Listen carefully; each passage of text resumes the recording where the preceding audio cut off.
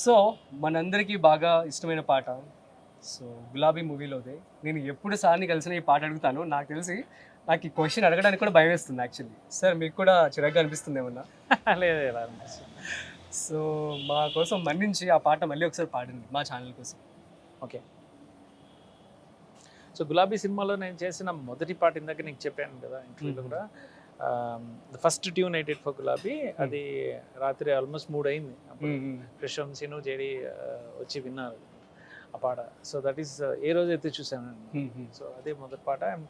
One mention I have to do again and again. నేను కూడా mention చేస్తున్నాను ఈ పాట గురించి. నేను ఎప్పుడూ ఈ ప్రసక్తి వచ్చినా కూడా ఈ పాటకి సాహిత్యం రాసిన సిరివెన్నెల గారు, సిరివెన్నెల సీతారాం శాస్త్రి గారితో అసలు ఫస్ట్ మొదటి సినిమాలో అలాంటి వ్యక్తితో పరిచయం అవడము, ఆయన అలాంటి మహానుభావుడు ఆ సినిమా పాటలన్నీ అంటే solo card, so all 5 songs ఆయన రాయడం అనేది నా అదృష్టంగా భావిస్తుంటాను ఆల్వేస్.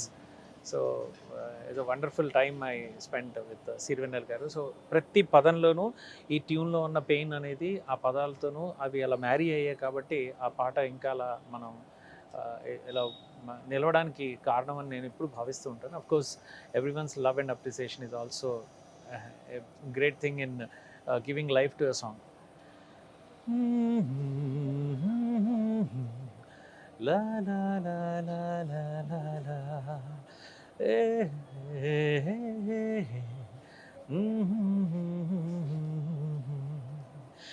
ఏ రోజైతే చూసానో నిన్ను ఆ రోజే నువ్వైపోయా నేను, ఏ రోజైతే చూసానో నిన్ను ఆ రోజే నువ్వైపోయా నేను. కాలం కాదన్నా ఏ దూరం అడ్డున్నా నీవు పిరినైనే జీవిస్తున్నాను. నీ కష్టంలో నేను ఉన్నాను, కరిగే నీ కన్నీరవుతా నేను. చెంపల్లో జారి నీ గుండెల్లో చేరి నీ ఏకాంతంలో ఓదార్పవుతాను. ఏ రోజైతే చూసానో నిన్ను ఆ రోజే నువ్వైపోయా నేను. కాలం కాదన్నా ఏ దూరం అడ్డున్నా నీ ఊపిరినైనే జీవిస్తున్నాను. ఏ రోజైతే చూసానో నిన్ను. ఒక ట్రాన్స్లోకి తీసుకెళ్ళిపోయారు.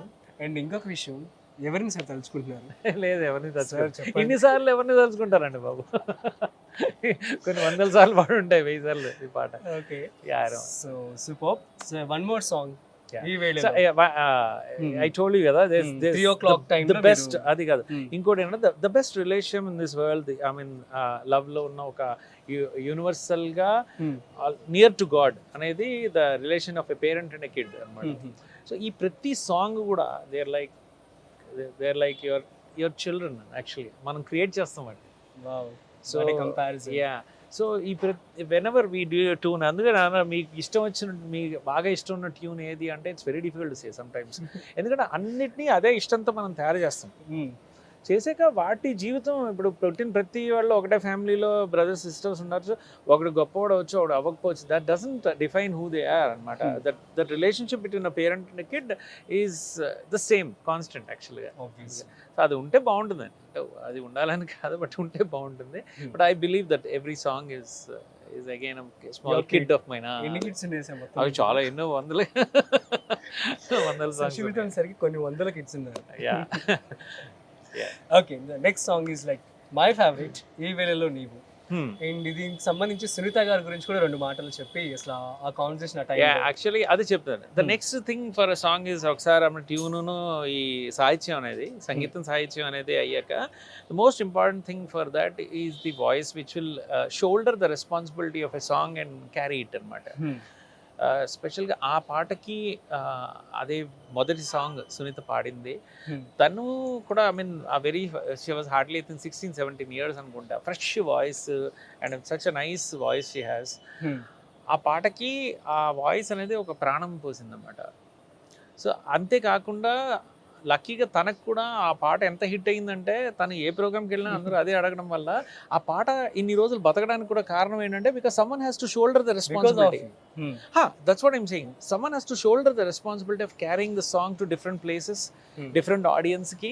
అది లైవ్గా వినేప్పుడు ఉండే ఆ ఇంటెన్సిటీ ఆఫ్ ద సాంగ్ అనేది డిఫరెంట్ కదా. సో అలా ఆ సింగర్కి కూడా అది ప్లస్ అవడము, ఆ సాంగ్ కూడా plus. That's the actual journey of ఈ వేళలో నీవు. So let me Singh the song. Yeah, please.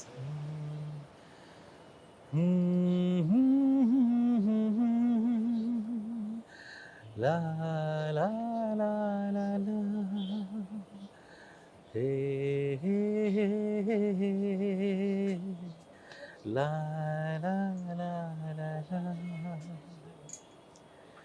ఈ వేళలో నీవు ఏం చేస్తూ ఉంటావు అనుకుంటూ ఉంటాను ప్రతి నిమిషము నేను.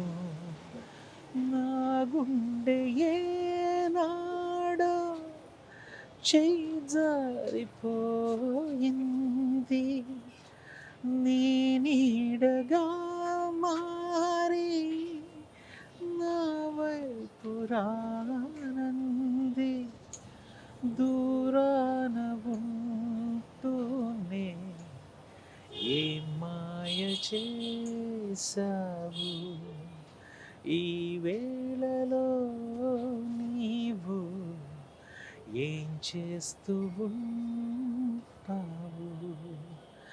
నడిరేయిలో నీవు నిదురైన రానేవు, గడిపేదెలా కాలము, గడిపేదెలా కాలము. పగలైన కాసేపు పని చేసుకోనీవు, నీ మీదనే ధ్యానము, నీ మీదనే ధ్యానము. ఏ వైపు చూస్తున్నా నీ రూపే తోచింది, నువ్వు కాక వేరేది కనిపించనంటోంది.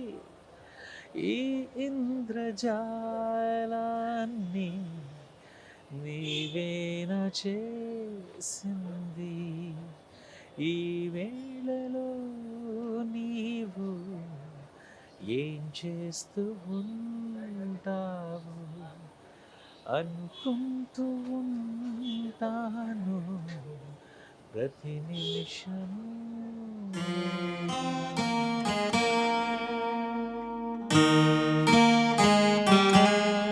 Super. Let's wind up.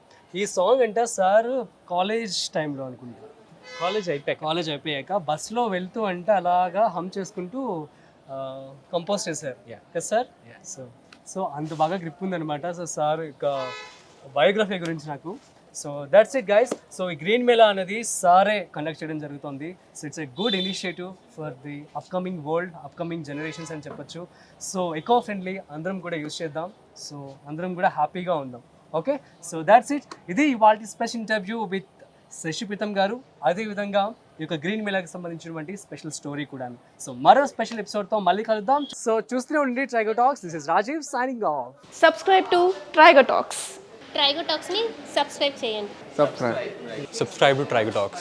Please do subscribe to Trigo Talks. Please do subscribe to Trigo Talks. Thank you.